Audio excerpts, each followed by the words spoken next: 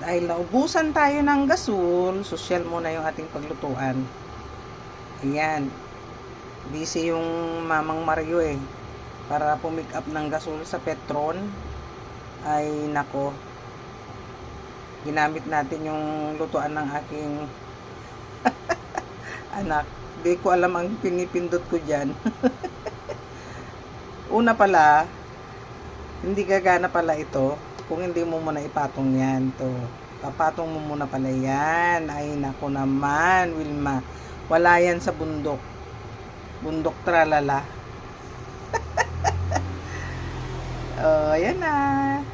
Ang dami ko nang pinindot-pindot, pero hindi ko naman pinapatong muna yung casserole, yung pan.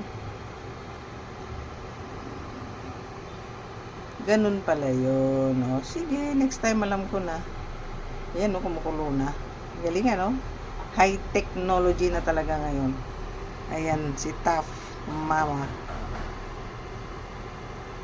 At ito ang ating nilulutong ulam. Papaksiwin ko muna yung tambakol bago ko gagataan as usual. Ganun pala yun. Papatong mo muna siya bago umandar itong si Tough Mama. Diba? Ayan.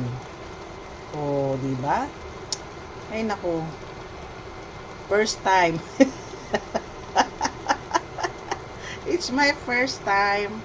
Siyempre, ngayon lang natin naranasan magluto ng ganito. Nasanay tayo sa gasol. Kaya, first time ever.